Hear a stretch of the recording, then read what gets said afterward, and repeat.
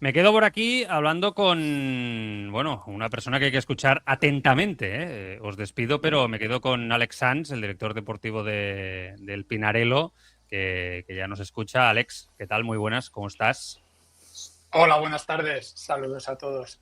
Hombre, estamos aquí de tertulia hablando sobre Mikel Landa, ese fichaje por Euskaltel. ¿Algo que comentar, Alex, al respecto? Evidentemente vamos a hablar del equipo, pero ya que estamos, saber tu opinión al respecto. Bueno, pues sí, no, yo creo como habéis comentado ahora al final, es un bonito final para Mikel.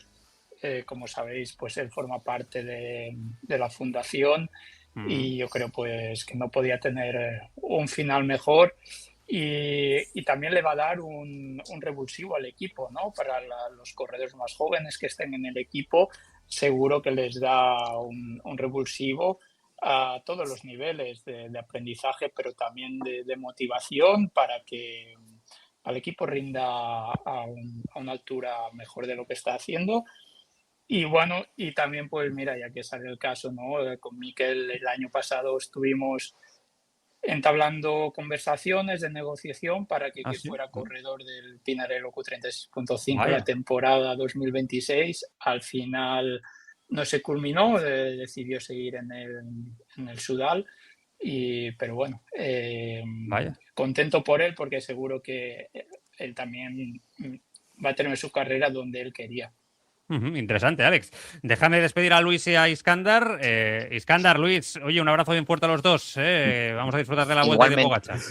Venga. Venga, muchas gracias. Y igualmente. oye, Yo, Alex, yo que solo, cuando quieras tienes la puerta invitada a la montonera, que siempre es un auténtico placer contar con todos vosotros. Cuando queráis, que yo me apunto a un bombardeo. Todo lo que sea y, ciclismo, Perfecto. y, ahí me apunto. y yo solo decirle a Alex que ella sabe, bueno, que en Euskadi se vive muy bien y que, vamos, que aunque esté Mikel Landa, que Tom Pitcock también tiene las puertas abiertas si quiere hacer una colaboración en el equipo, vamos, Lo que haga encantados de falta, ¿no? recibirle. Lo que haga Sí, falta. sí.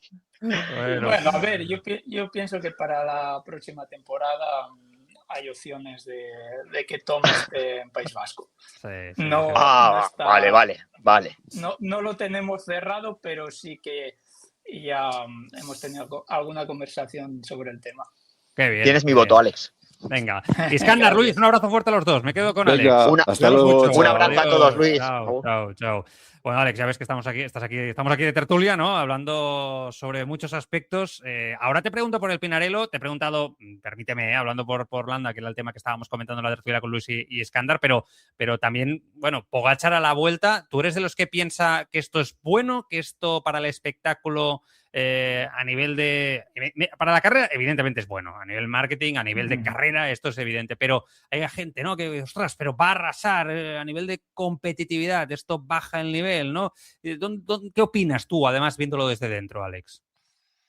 Como bien has dicho, Joan, para la carrera, desde luego, Mm, pues es la mejor noticia que podían tener. claro. Para los aficionados, yo creo que va a estar dividido en opiniones. Mm, Por un lado, habrá aficionados que estarán súper contentos de que Pogačar y de que consiga la triple corona, que también un corredor de su talla pues necesita y tiene que tener en su palmarés la Vuelta a España, y con el estado de forma que tiene en estos momentos, pues no creo que tenga ningún rival. Y para la otra mitad de aficionados, como bien has dicho, pues puede ser que diga, jolines, ¿no? Va a cerrar un poco la carrera, va a cerrar un poco el espectáculo, ¿no? mm, Y a nivel personal, mm, siendo director dentro de un equipo, pues lógicamente nos penaliza porque sabemos con esta Pogačar pues las oportunidades son mucho menores a todos los niveles, ya sea para general como para ganar etapas a través de escapadas, ¿no? Se reduce mucho claro. las oportunidades, pero bueno, al final también tenemos que pensar que seguramente estamos disfrutando del que va a ser el mejor corredor de la historia, y a ver cuándo se vuelve a repetir un ciclista de estas condiciones. Igual nosotros no lo volvemos a ver, ¿no? Claro. Quién sabe. Sí, Y sí. tenemos que disfrutar de ello.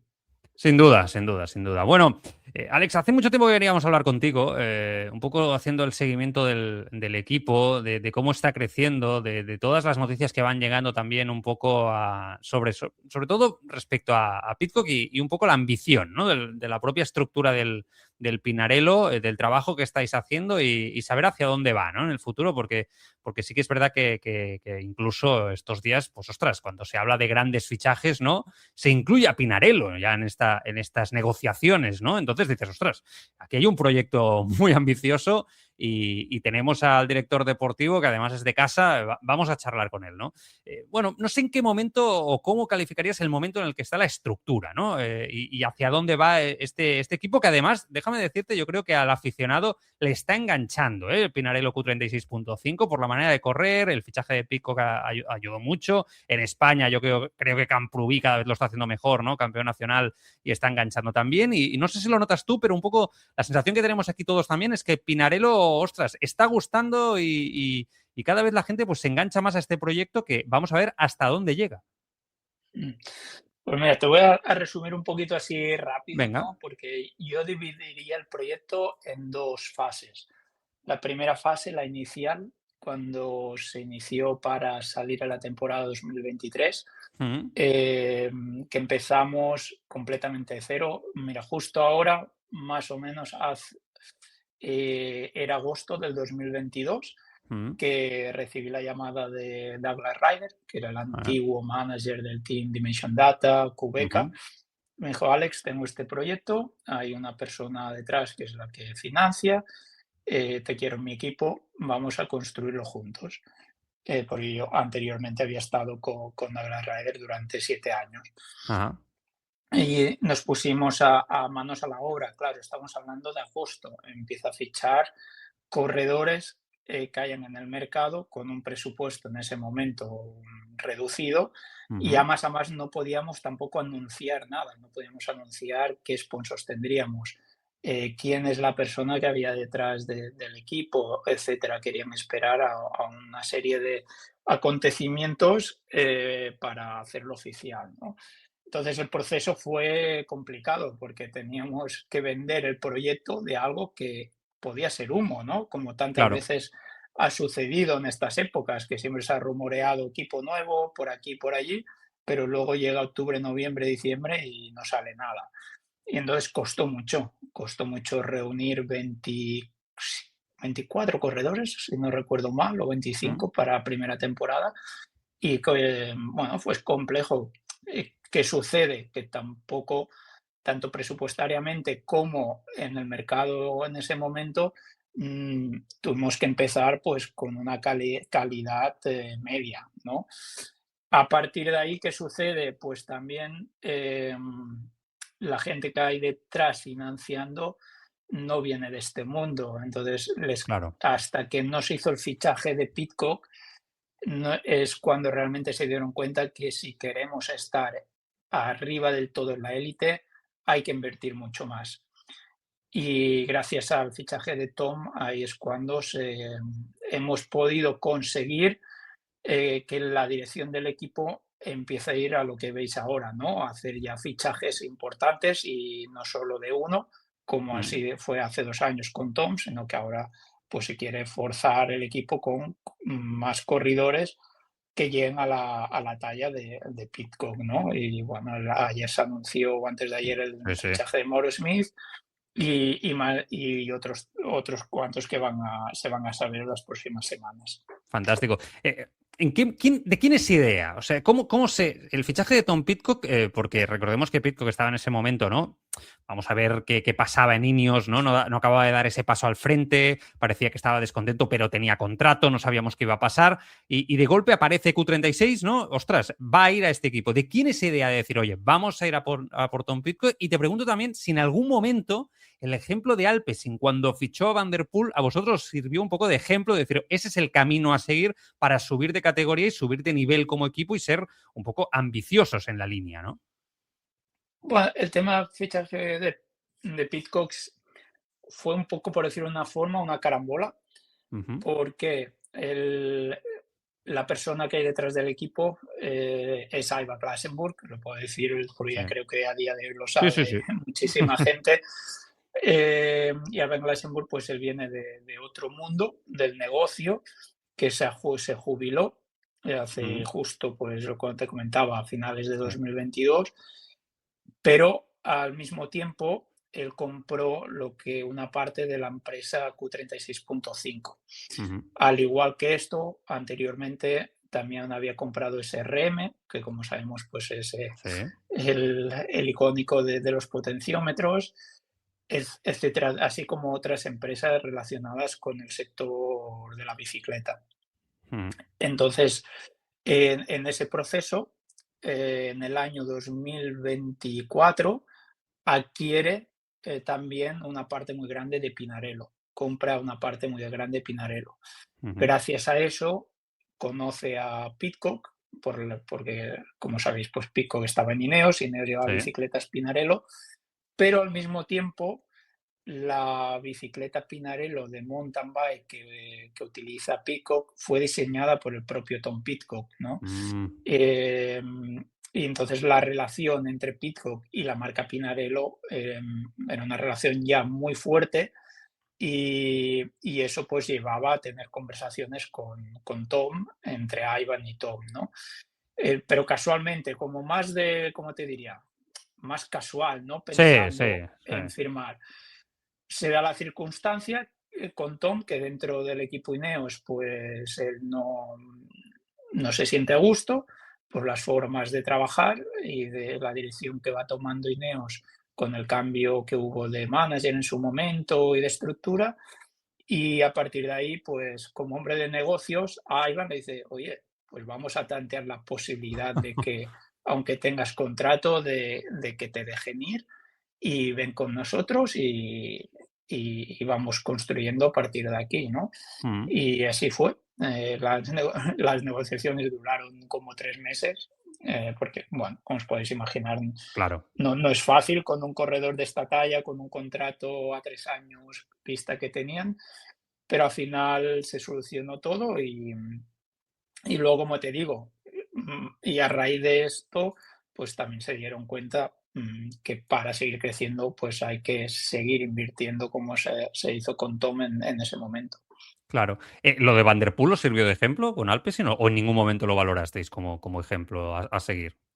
No, sinceramente no. Sinceramente no. Sí que, lógicamente, nosotros le íbamos diciendo, ¿no? Si quieres más resultados, si quieres ir a una gran vuelta y tener opciones de que el equipo sea protagonista, hay que invertir, ya sea en su momento con Tom Pidcock como otros corredores, pues lógicamente antes de Tom Pidcock habíamos hablado con muchos otros corredores de calidad. ¿Qué sucedía? Lo que yo también lo entiendo, no te veían como un equipo potencialmente preparado para que esos corredores buenos puedan conseguir los objetivos que ellos se marcan en las grandes competiciones, ¿no? Entonces, gracias también al fichaje de Tom, inmediatamente ya no tienes que tú ir a buscar, ya muchos te vienen hacia ti, ¿no? Corredores importantes, pues que antes seguramente no estábamos en su radar como posibilidades de fichajes, pues a día de hoy estamos en una posición muy buena, que tenemos opciones de fichar no solo por un tema económico, sino por la estructura que hay detrás y porque ya están viendo la dirección que va el equipo también y ven que en este equipo pueden llegar a los objetivos que ellos quieren. Claro, esto es como todo en la vida, ¿no, Alex? Haces las cosas bien, vas trabajando en silencio, ¿no? Y haces un movimiento importante y a partir de aquí va evolucionando, ¿no? Del proyecto y va llamando la atención y es lo que te decía al principio, ¿no? La sensación de un poco nosotros desde fuera, ¿no? Como periodistas y también un poco con el feedback que tenemos del aficionado, cómo se interesa el aficionado medio, ¿no? Del ciclismo por este equipo hace 3 años y cómo se interesa ahora, ¿no? Pues es un equipo de moda, ¿no? Es un equipo que llama la atención, el mismo que el aficionado también al ciclista, ¿no? Yo lo encuentro normal. ¿Cómo es Tom Pidcock? ¿Y cómo ha supuesto un reto para ti trabajar con alguien de su nivel? Porque, bueno, yo tengo entendido que es muy exigente, ¿no? Sí, sí es muy exigente y en mi caso no lo sé si es un poco la cultura, la mentalidad británica, pero también lo había vivido con Cavendish, los años que Claro. estuvo en Dimension Data, ¿no? Tienen en algunas cosas mucho paralelismo, en otras hay mucha diferencia, pero sí que a la hora de rendir, la exigencia y la forma de esas exigencias son casi un copiar-pegar entre uno y el otro, ¿no? Entonces, como te decía, ya tengo la experiencia de Cavendish en su momento, igual que con otros corredores, que por suerte he podido compartir equipo, ¿no? Ya sea con Thor Hushovd, con Cancellara, con, no sé, muchos nombres, por Sí, suerte, que he podido y tanto. disfrutar y pues bueno, los años te da la experiencia, te da la visión de las cosas y lo vas llevando. Está claro también que a nivel cultural, pues con un corredor, como has dicho antes, como Marcel Camprubí, ¿no? Está claro que el feeling que hay entre Marcel Camprubí y yo no es lo mismo que el feeling que Claro, tengo con Tom Pidcock, pero al final todos somos profesionales y todos sabemos eh, que tenemos que dar el máximo, sea quien sea, y da igual el feeling que puedas tener. Y esa es la misión, ¿no? Y entonces, pues como todos, yo como director tendré unas cosas mejores y otras peores, y lo que es peor, pues lo compensas con otro director que en ese aspecto pueda ser más fuerte, ¿no? Y al final claro. lo que uno quiere es que el equipo rinda, que Tom rinda y que el equipo rinda, y buscas todas las fórmulas posibles para que así sea. Mm. Este año Pidcock, especialmente en San Remo, fue impresionante. O sea, le aguantó la rueda a Pogačar, jugarse San Remo con Tadej Pogačar, que le fue, es muy rápido Pidcock, ¿no? Es muy potente, lo conocemos todos, pero es que casi gana Milán San Remo, es que fue de un pelo. Y yo pensé en ese momento, ha dado un paso al frente brutal. Yo creo que esto es una realidad, también en la vuelta del año pasado. Pero pensé, claro, con esta generación de ciclistas que tenemos, ¿no? Con Tadej Pogačar especialmente, del que hablábamos antes, o sea, ¿qué reto puede tener por delante para estar satisfecho Tom Pidcock, ¿no? ¿Con qué se queda él? Decir, tiene 27 años, aún le queda mucho, pero decir, bueno, a ver, me falta esto y los próximos años este va a ser mi próximo objetivo, mi gran objetivo también con el equipo. ¿Qué es lo que le falta a Pidcock para decir, empiezo a estar satisfecho con mi carrera y cumplo todo aquello que prometía, ¿no? En su momento, porque siempre ha sido una promesa desde bien jovencito, ¿no? Impresionante, un ciclista del que se ha hablado maravillas. Para él está muy claro, es ganar un monumento. Un monumento. Y San Remo, pues ahí casi lo tuvo, pero Buah, ese es su sí, sí. objetivo principal, ganar un monumento, Mm, por encima de un podium en una gran vuelta o otros resultados, o mm, volver a ser campeón olímpico, mm. es sobre todo ganar un monumento. Y luego San Remo tal vez es el monumento que más le motive, pero y el año que viene pues seguramente va a ser un poquito más de lo mismo, sobre todo enfocado en la primera mitad del año en ganar un monumento. Si no se llega a caer, Pidcock hubiera dado mejores resultados incluso de los que ya ha hecho esta temporada, con aquella caída bueno, la verdad es que fue horrible, ¿no? La vuelta que incluso él decía, ¿no? Que no lo localizabais, etcétera, ¿no, Alex? Fue Mm. aquello un susto, ¿no? Sí, sí. Bueno, se cayó bajando, Mm, pero fue una curva donde salió recto y el coche del comisario, que sabéis que es el primer coche que va sí. detrás del pelotón, como fue la salida de una curva, no lo vio salir. Buah, Y entonces Radio Tour no nos anunció que había habido una caída de pico. Y de golpe escuchamos por la radio que el propio Tom nos dice: he caído, he caído. Entonces seguimos bajando el puerto con el coche y no lo vemos, no lo encontramos, no lo mm, encontramos, ostras, y estábamos a punto de terminar la bajada y no lo habíamos visto. Y tal vez ya había pasado 2 minutos desde que nos había ostras. dicho que había caído. Paramos el coche al lado y el otro director cogió una bicicleta, fue hacia arriba, y yo me quedé en el coche para seguir comunicándome con él, Sí, a ver si estaba bien. Me dice: claro, sí, sí, claro. he caído, he salido por un terraplén, estoy intentando subir hacia arriba la carretera.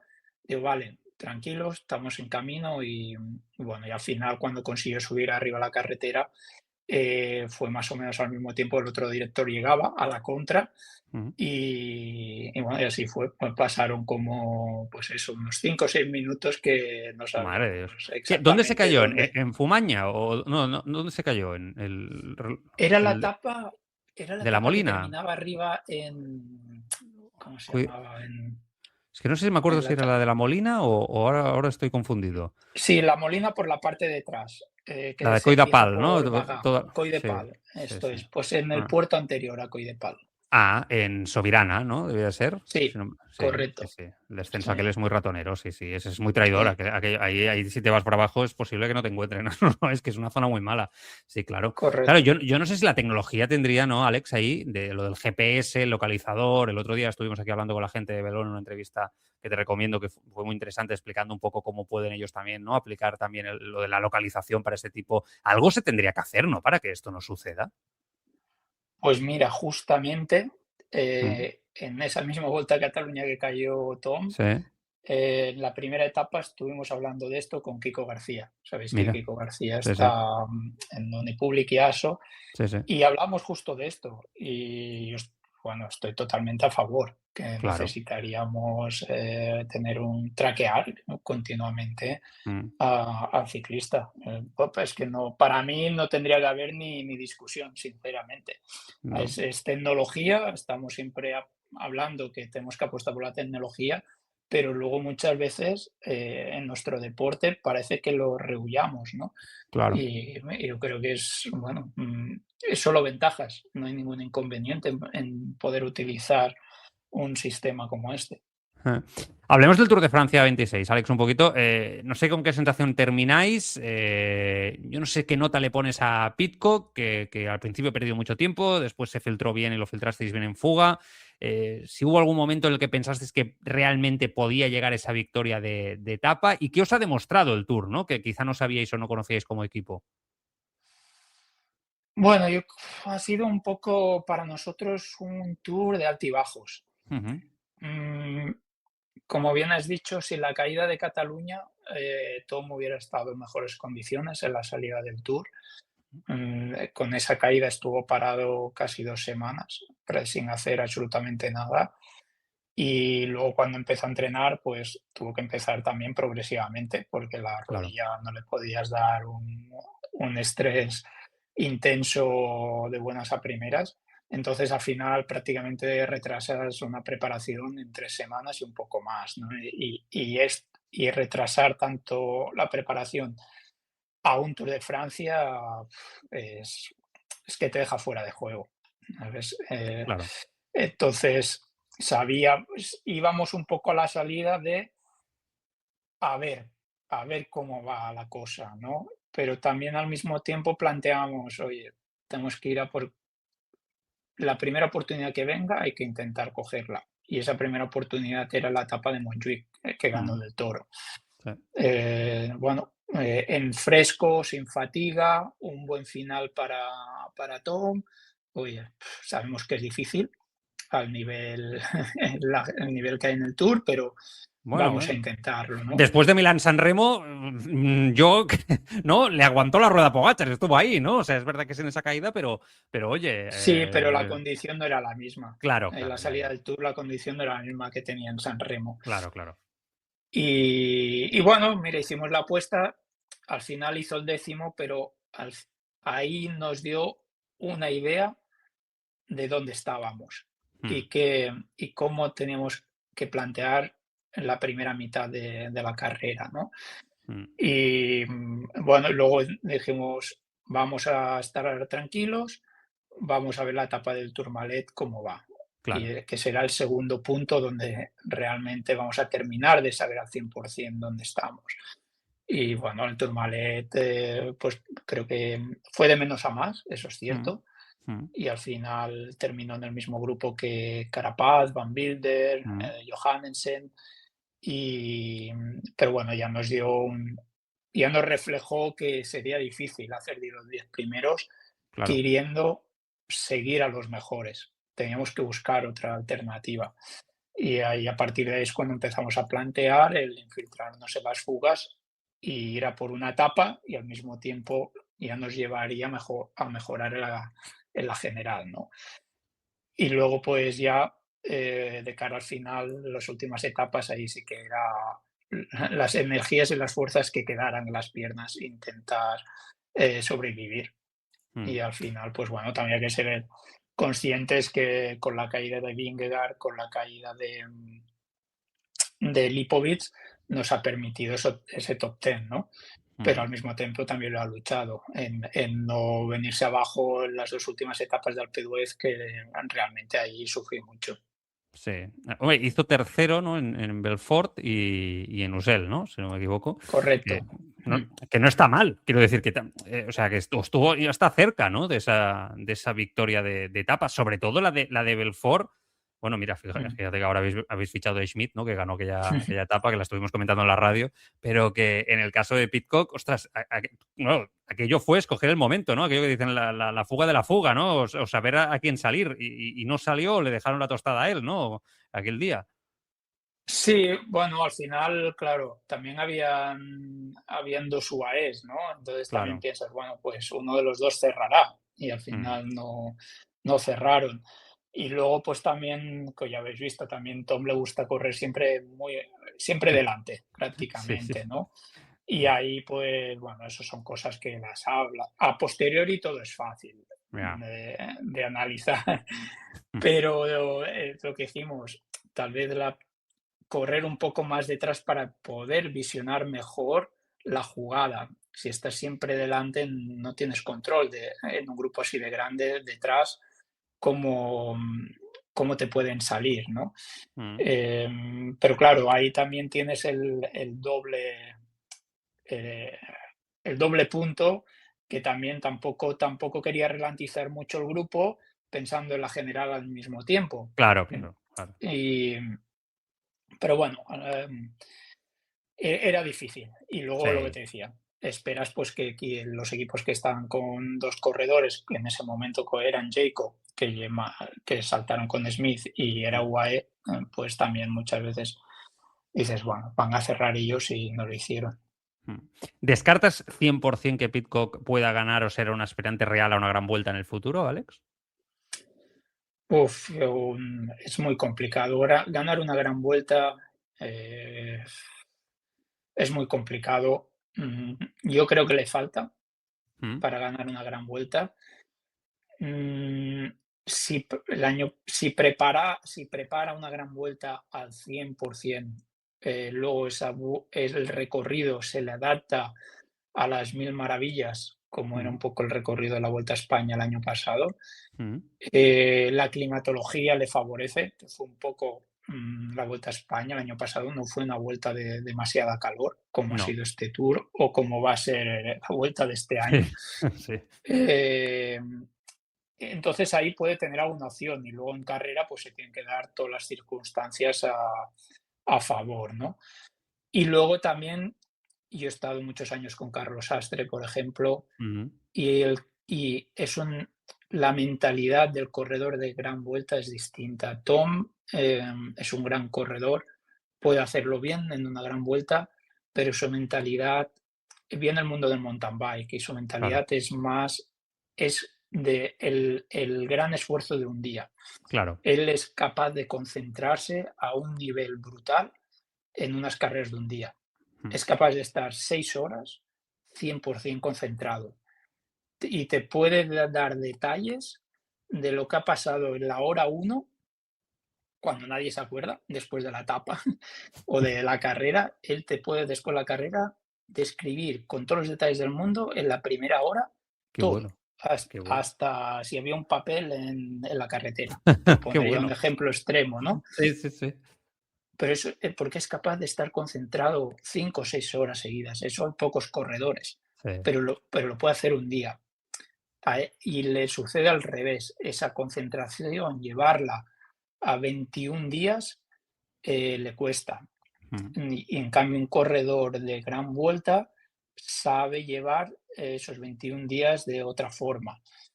Y entonces no es solo un aspecto físico, sino hay muchos otros aspectos.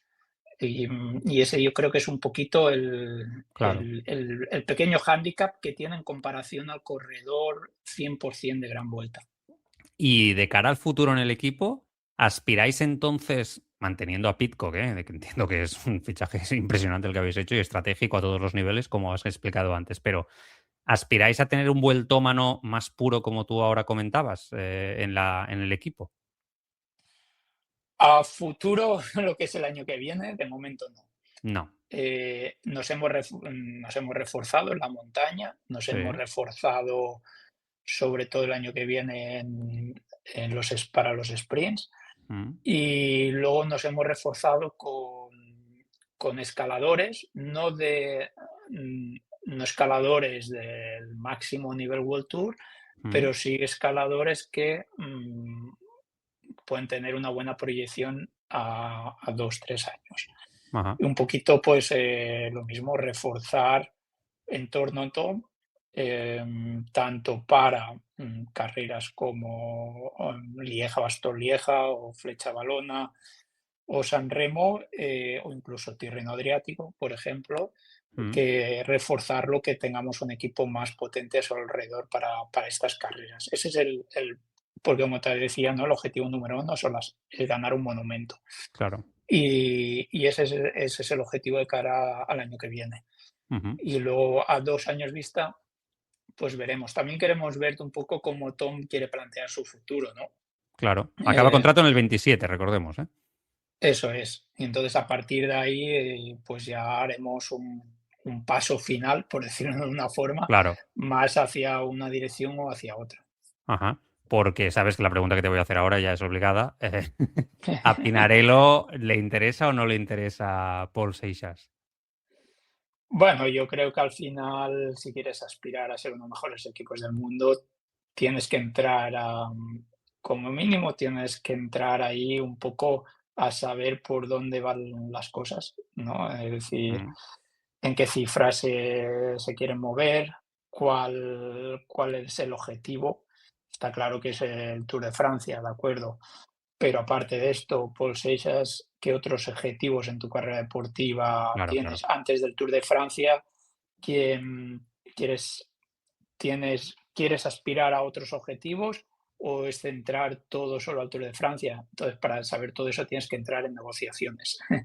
Si no, no consigues información, ¿no?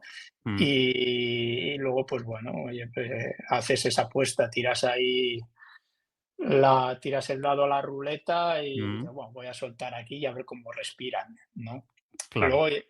Luego porque no, sobre todo cuando es un fichaje así como Seixas, no es solo fichar al corredor, es todo lo que conlleva con ello, quién viene con él, ¿no? Claro. Cuántos otros compañeros, cuánta otra gente del staff técnico, con qué visión, a cuántos años, qué garantías qué garantías nos ofrecéis, o qué aportáis diferente de lo que no hagamos, ¿no? Entonces, bueno, no solo es un tema de cifras, sino hay mucho más allá.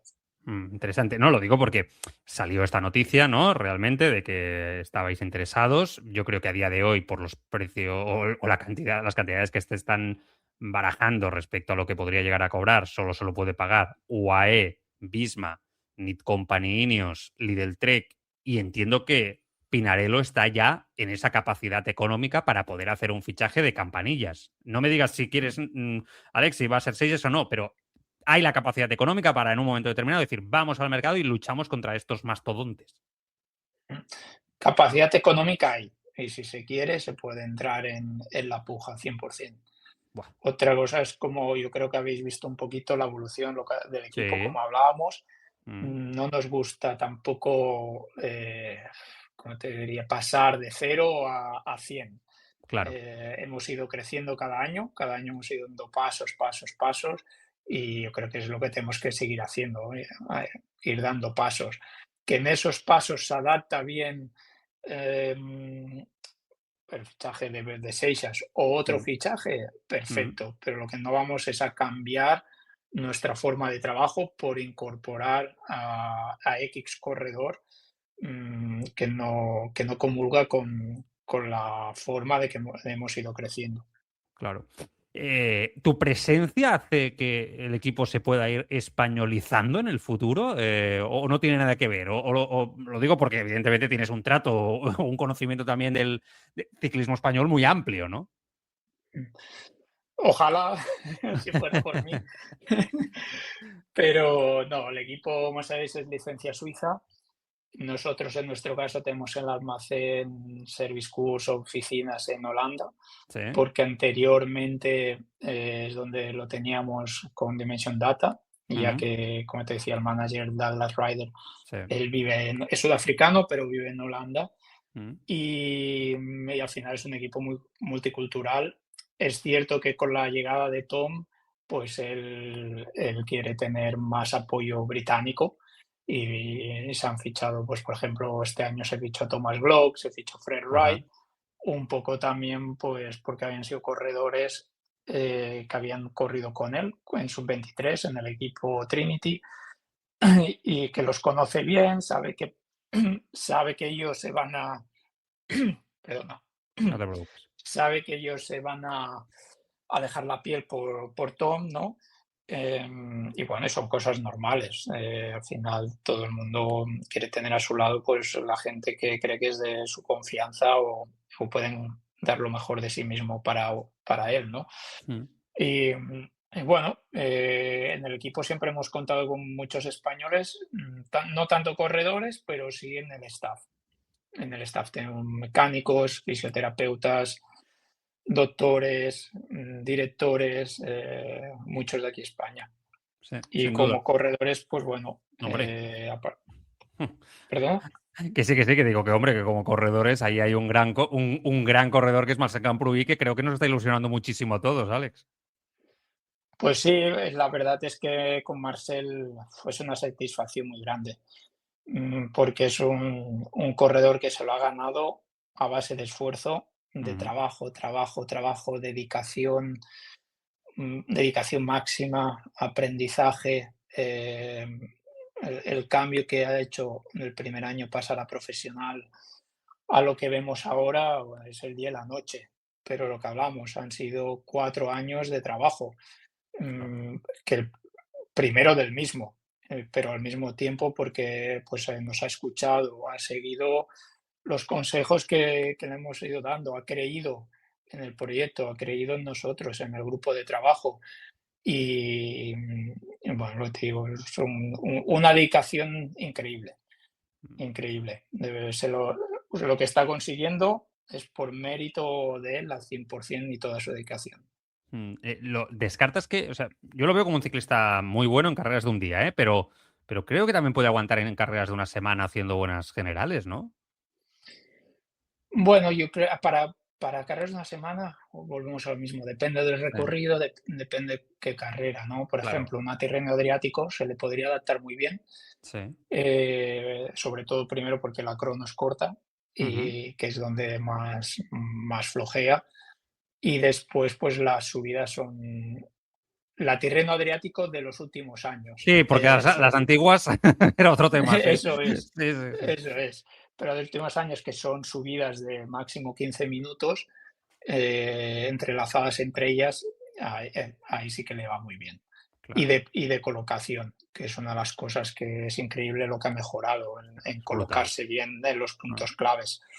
De no verlas venir el primer año a ahora colocarse como, bueno, pues como si fuera un veterano de mm. toda la vida y gastando poco, que es también lo importante, ¿no? Sí, La sí, gente se coloca, pero gastando todo lo que tiene y cuando estás bien colocado, pero luego cuando se abre el claro. gas para la subida, pues no están ahí porque se han dejado todo lo que tenían para colocación y en cambio él, cuando abren gas, es capaz de seguir porque se ha colocado gastando lo mínimo posible. Qué bueno. Y esto no, entonces esto, una Tirreno Adriático se le podría dar muy bien. Por ejemplo, una carrera como País de la Loire también se podría Mm. dar muy bien. Pero estoy de acuerdo contigo, las carreras de un día puede ser su gran target para, que ya lo es ahora, con el Sí, sí. noveno puesto de San Sebastián, el cuarto de hecho de ayer, Es pues que ya lo está confirmando él mismo.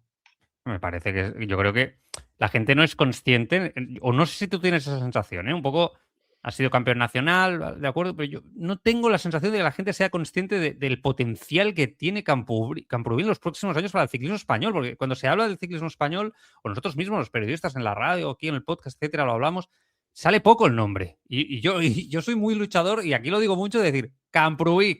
O sea, es que le veo un nivel que aún no ha solido al 100%, un potencial que se dice, ¿no? Un potencial altísimo este ciclista. Estoy de acuerdo contigo, incluso a veces en televisión pues también me frustra un poco ¿Verdad que porque sí? Sí, sí, le dan sí. mucho bombo a otros nombres. Y digo, hostia, tenéis aquí el campeón de España, está aquí con los Claro. mejores en una clase de San Sebastián y me lo nombráis casi forzado, ¿no? Sí, sí. Pero bueno, no sé el motivo, pero lo que sí que quiero dejar claro que también parece como que el campeonato España lo ganó por casualidad o como Mm, carambola. Y fue un campeonato de España durísimo, sí, sí. durísimo, que desde salida fue muy duro. Cuando se hizo el corte grande, el primer corte, bueno, se hizo por piernas, no se hizo por Claro. casualidad. Y él estuvo desde la salida en todos los cortes de la salida estuvo delante. Y luego, pues la carrera se fue seleccionando, cada vuelta se iba seleccionando y él estaba allí y no a rueda. O sea, también gastando, ¿no? Y al final fue un campeonato de España que llegaron muy vacíos y con mucha dureza, por recorrido, por el calor también en la parte final. Mm, Y eso solo lo consigues si tienes calidad claro. y estás bien preparado, si no, no, imposible. Claro. Bueno, te preguntaría por Azparren, por David González, o sea, podríamos estar horas, pero tampoco te quiero robar mucho tiempo. El fichaje de Schmidt, yo vengo diciendo que es un chico que ha mejorado mucho también en la montaña, que está cada vez subiendo mejor y se defiende mejor. Y bueno, yo creo que es un fichajazo, de verdad, un fichajazo. En el momento justo, además. Sí, además con él se da la casualidad que, por ejemplo, lo pasamos nosotros a profesionales con el equipo Mm, Cubeca. mm, Y yo me acuerdo en el 2020 que estaba con el NTT, estábamos en el Tour de Luxemburgo sí, y él corría para un equipo continental y ahí ya me llamó la atención. Y justo al terminar la carrera lo vi que estaba hablando con el manager del Intermarché en ese momento. Y digo, hostia, este chaval se irá al Intermarché, los veo muy hablando. Y casualidades a las 2 semanas, a través de su agente, eh, nos llegó que Mauro Smith, que está libre para el año que viene, y en cuanto lo vimos, le dije a Douglas Ryder, eh. ficha a este chico porque tiene mucha calidad. Lo he visto en Luxemburgo, tiene mucha calidad y lo fichamos nosotros, lo llevamos al Giro de Italia y ya nos ganó una etapa en el Giro de Italia, Sí, que sí. fue la del Esterrato, ¿no? Sí, en el 21, sí, Y sí, correcto. eso es, y como has dicho, y a partir de aquí, pues ha tenido sus altibajos, que yo Mm. creo que eso le ha ayudado para, como tú dices, llegar a ese punto de maduración que está consiguiendo ahora. Y pienso que lo estamos fichando seguramente en su mejor momento Mm. deportivamente. No, no, a mí personalmente me encanta. O sea, yo creo que es un ciclista que va a dar mucho que hablar en los próximos años. Y más con la manera que tenéis vosotros de correr, yo creo que va a ser un ciclista muy protagonista. Y además que creo que le gusta ser protagonista. Y esto a mí es lo que engancha también al aficionado, ¿no? Nosotros que lo vemos desde fuera, a él le gusta ese protagonismo. Por lo menos es lo que me transmite a mí desde fuera, ¿eh, Alex? O sea, le gusta coger esa personalidad. Va en una fuga y dice, yo mido bien mi momento, porque lo hizo en la etapa que ganó, ¿no? Sé cuál es mi momento, pero si tengo que asumir que soy el más fuerte, lo voy a hacer porque tengo piernas y confío en mis piernas, ¿no? Por lo menos es la sensación que me transmite. Mm. No, así es, así es. Que además tú lo ves en las escapadas y Sí, sí. corre con una tranquilidad y un Eso. Sí, control de la sí, sí. situación Ah. brutal. Es como si la presión no fuera con él, ¿no? Y que tiene muy claro que en el momento de estar la escapada, tiene muy claro que para él solo vale ganar. Ah. No se conforma un segundo, un tercero y Ah. visualiza todo cómo hacer para ganar. Sí, sí. Añadido a mantener una concentración y una calma increíble, Sin increíble, duda. sí, sí. Y Bueno, eso, bueno, pues es una calidad más, ¿no? Cualidad más, ¿no? O se tiene o no se tiene. Lo puedes mejorar, sí, pero es innato también. Y eso ya lo tenía desde el primer año que estuvo con nosotros. sí, sí, sin duda. Bueno, un gran fichaje habéis hecho, sin duda. Te hablaría de Fred Wright, de Sam Bennett, pero no te quiero robar mucho tiempo. Déjame que te haga una pregunta un poco también a nivel tú de manager. ¿Cómo estás viendo el ciclismo actual? Llevas muchos años. ¿Cómo ha sido tu carrera? ¿En qué momento te encuentras? ¿Cómo ves el futuro del ciclismo actual? ¿Te ves 10 años más como director deportivo con lo que ello supone, viajar, etcétera? Haz una valoración un poco, si te parece, general del momento y también a nivel personal. Bueno, esto va a ir para largo. Venga, yo te escucho con Lo, atención. lo intentaré resumir. Sí. Bueno, un poquito como todo el mundo, en todos estos años, pues he tenido altibajos, he tenido momentos de todo tipo, ¿no? Pero lo que está claro es lo que me llega a gustar, lo que hago. Eso no hay ninguna duda. Sí que es cierto, pues que ha habido años que me he ido a equipos más pequeños Mm, para volver a recuperar la chispa. No la ya. ilusión siempre está, pero esa chispa que, que necesitas para estar al mismo, igual que un corredor. Nosotros como directores tenemos que estar a alto nivel.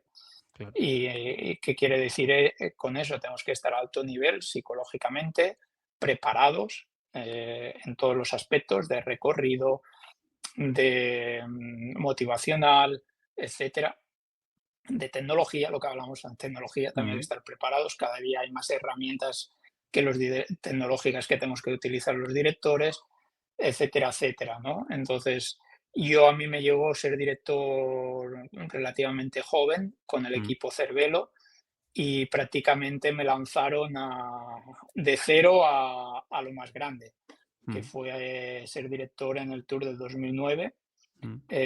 con Carlos Sastre, Artur Hushoff, Sí, sí. Henry Hausler. Y claro, el Tour del año anterior lo había ganado Carlos Sastre en el 2008. Y ahí estoy yo al año siguiente siendo su director eh, como vigente vencedor con todas las miradas puestas en nosotros, ¿no? Mm, Al final fue muy bien ese Tour de Francia, no para Carlos, pero sí para el equipo. El equipo ganó 2 etapas, ganamos el maillot verde contra el Hushoff. Pero bueno, de ahí luego ya, como fueron las cosas, pues luego la Vuelta a España, al año siguiente Giro de Italia, Tour de Francia, Vuelta a mm, España, todo mm, seguido, y la verdad que terminé muy quemado, porque además ese año desapareció Cervelo, mm.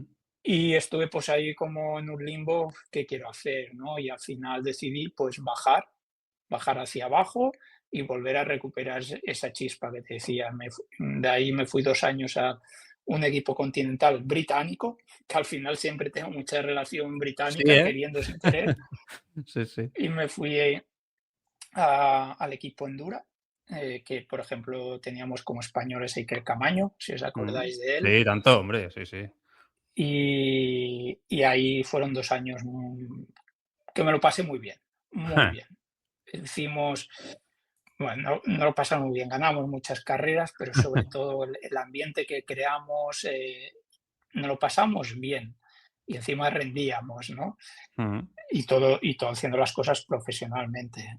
mm, Luego el equipo se fusionó con el equipo NetApp, que es lo mm, que es a día de hoy el Bora, Red Bull, mm, mm, y estuve 2 años con ellos. Esos 2 años, mm, pues a nivel personal fueron satisfactorios porque con gestiones preparé el equipo mentalmente para las grandes vueltas, porque el equipo en ese momento no tenía mucha experiencia en grandes vueltas y los corredores pues con ese miedo de las grandes mm, vueltas, ¿no?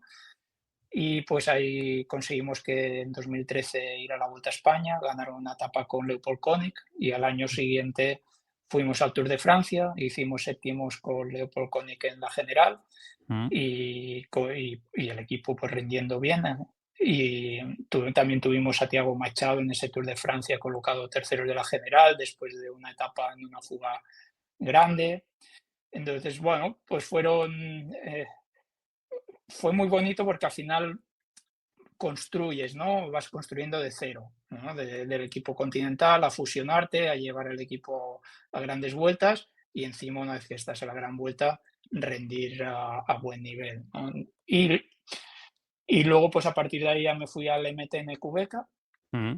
cuando el equipo era 50% africano, 50% internacional, por Sí. decir algo, y ahí fue otro reto, el trabajar con ciclistas africanos, pues Buah, sí, sí. una experiencia muy diferente, positiva, totalmente, pero Mm. que te hace ver la realidad de la diferencia de las culturas, donde más Claro. choque cultural he podido experimentar, ¿no? Y Mm. aprender, porque al final hay, yo creo, al final hay que tener la mentalidad muy abierta para también ir saltando de equipos con tanta filosofías y culturas distintas.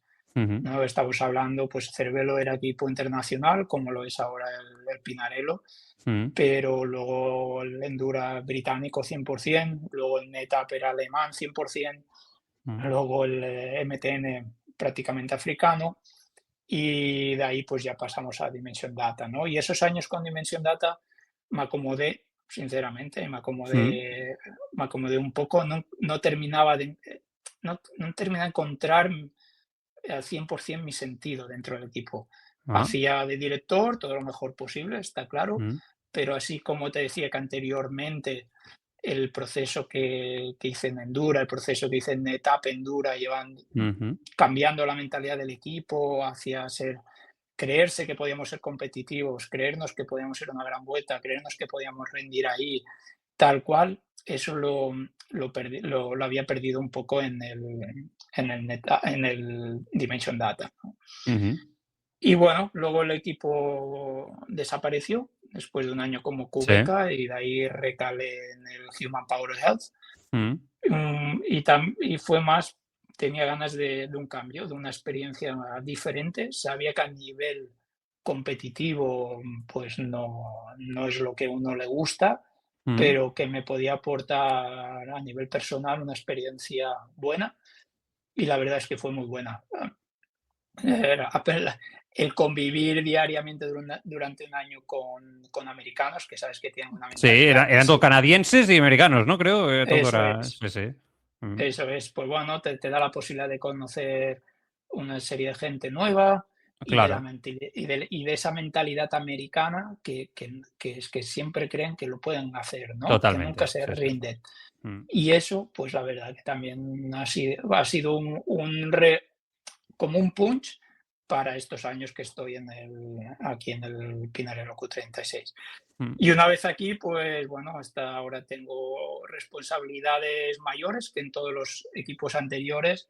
Estoy como jefe de directores, todo Sí. lo que es el programa de los corredores lo llevo yo, el hablar con los organizadores de las carreras, el marcar los objetivos de los corredores, planificar cada carrera, quién es el líder, a quién le toca cada rol. Bueno, todo esto es lo que estoy hoy en día y esto lo estoy disfrutando mucho.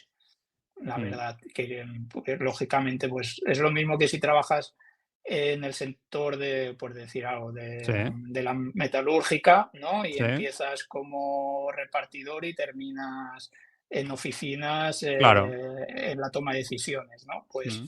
un poco ese ha sido mi camino y ahora pues lo estoy disfrutando mucho, porque Sin al duda. final pones la experiencia de todos los años, Claro. lo contextualizas ahora, en estos momentos.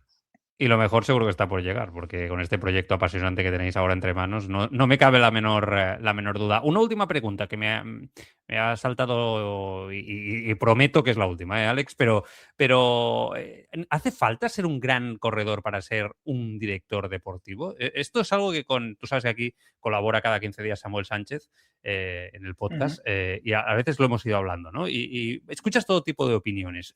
¿Tu opinión cuál es después de haber sido tanto tiempo, ¿no? Ocupando esta figura y haber visto tantos casos diferentes? ¿O es más la persona o el perfil profesional? Es la persona, número ¿Eh? uno, y hay ambos casos. Yo me acuerdo que leí una vez, y hace muchos años, Mm. y tal vez Guardiola es la Sí. excepción, pero te dice, ¿no? Un gran un gran jugador de fútbol nunca puede ser un gran entrenador. Sí, Y esto se ha un dicho poquito, mucho, sí. y un poquito al ciclismo lo extrapolo también. Ajá. Pero claro, luego tienes en el caso del fútbol, ¿no? Tienes a Guardiola, que para Mm. mí es, bueno, Es yo lo un admiro muchísimo, de hecho leo senstupta. mucho de él, miro mucha biblioteca de él en YouTube. Sí, sí. em, y luego también he ido a charlas que él ha hecho a Ujú. nivel personal. Pero luego tienes el otro caso que es como Mourinho. Mourinho no ha sido nunca un gran jugador de fútbol No. y ha conseguido resultados como Guardiola, ¿no? Mm, Entonces, ¿qué es mejor? Es depende de la persona, es mm, depende. Ni una mm. cosa es mejor ni la otra. Cada caso es un mundo. Es lo que sí que yo veo que es un fallo muchas veces es el darle directamente, terminar en octubre, ser ciclista y Ya, empezar en diciembre la primera concentración de equipo ya como director. Yo ya. eso, por ejemplo, lo veo un error. Yo creo que tendrían que estar un año fuera haciendo otra cosa para luego llegar con una visión más amplia de las cosas. Vale. Para ese proceso yo creo que sería más bueno. Eh, Em, pero también es decir, en el ciclismo cada vez hay más directores que no han sido profesionales. En mi Sí, sí. caso es uno, pero otro caso, por ejemplo, es Oliver Cookson, que está en el Mm, Red Bull Bora. sí, Otro sí. caso es Gino Van Houten, que está en el 1X. Y cada vez, o en mi propio equipo, está Kurt Bogas, que tampoco ha sido profesional y es el mano derecha de Tom, ¿no? Mm, Entonces, todo depende de la persona y las ganas que, si tú tienes ganas de trabajar, de aplicarte, de claro. aprender, no tienes por qué haber sido ciclista. Y Alex, Y, sí, acaba, acaba, perdona. Es que ahora me has picado la curiosidad y sobre luego esto. ya te voy a mi caso, que creo que en mi Sí. caso en particular es lo que a mí me ha ayudado. Mm, Pues yo uno de mis problemas que yo tenía de joven es que era sí. una persona muy insegura, ¿no? No creía en mí Ajá, mismo, ajá. pensaba que los otros eran especiales, ¿no? Ah, En el colegio, para mí el colegio era difícil, mm, hacer resultados en carreras era difícil y es como mm, me creía siempre inferior, ¿no? ah, Hasta que, hasta que cuando llego a profesionales como masajista, ah, conozco a Laurent Jalabert, mm. que era mi ídolo, y digo, hostia, pues esta persona que es mi ídolo, antes de una carrera tiene las mismas dudas que yo tenía para la carrera del pueblo. Tiene las mismas dudas. Y ahí es Ah, cuando la cabeza te hace un clic. claro, claro. Entonces, esa experiencia mía de inseguridades es sobre todo lo que yo intento aplicar a mis ciclistas. Está claro que el caso de Tom es distinto. El caso de Tom no necesita Sí, sí, ya, ya. esto. Es un perfil completamente distinto, pero es una minoría los Mm, casos como Tom, ¿no? O mm, como Pogačar o como Vingegaard, etcétera. Pero grosso modo, el ciclista necesita tener confianza en sí mismo para poder rendir. Es la base. Puedes hacerlo todo muy bien, que si tú no estás convencido, claro. va a ser difícil que rindas, ¿no? Y ahí es donde yo siempre me he centrado más en como mi faceta de director. Qué bueno. Y simplemente para la gente que nos está escuchando, Alex, claro, si alguien quisiera dedicarse a eso sin ser ciclista profesional, ¿qué tiene que hacer? O sea, y ahora sí que es la última, ¿eh? Pero claro, te estaba escuchando y tú, como masajista, o sea, hay algo que estudiar. Lo digo por la gente joven, la gente que le gusta el ciclismo, la gente que se quiera meter en esto también, ¿no? Y que tenga esa pasión, Alex, ¿no? Y que diga, oye, yo no soy ciclista profesional, no he competido a ese nivel, pero me gustaría, porque creo que tengo la facilidad o la capacidad para ser un buen director deportivo algún día, sé de ciclismo, me gusta. ¿Qué tiene que hacer? Pues Es complicado. complejo, por eso lo digo, es una Yo, pregunta que creo que nunca se habla de esto, ¿no? no, al final también hay que tener suerte. Yo he tenido mucha suerte. Esa Claro, también es la realidad, ¿no? Estar en el sitio oportuno, en el sin momento duda. oportuno, Mm, aparte de trabajártelo, ¿no? mm, Eh, cada, los directores que he mencionado, todos hemos llegado, sin haber sido corredores, hemos llegado a esta posición de diferentes formas. No hay una línea, eh, no hay una línea que sea la misma. Em, pero lo que sí que puedo decir, por ejemplo, formación número uno. porque hoy en día como director también hay que saber de entrenamiento, hay que saber de números, hay que saber entender bien el atleta, la fisiología humana del atleta. Y aparte de esto, pues lo que yo he hecho mi máster en Claro. educación física bueno, ese ya me sale en inglés, Science in Sport, ¿no? Sí. Y al mismo tiempo, pues otras cosas. He estudiado hago un máster en psicología, he estudiado cositas para uno mismo ir creciendo. Y al fin, pero sobre todo es la experiencia. Y en mi caso, no lo sé en el caso de los otros nombres, como te he dicho, ¿no? Pero en mi caso tuve la suerte de estar en el CSC y era el primero que iba a todas las concentraciones. Era el primero que me dejaban estar en las charlas del autobús por las mañanas antes de la carrera. He compartido con grandes ciclistas que he aprendido mucho. Para mí, Íñigo Cuesta, por ejemplo, ha sido mi mentor.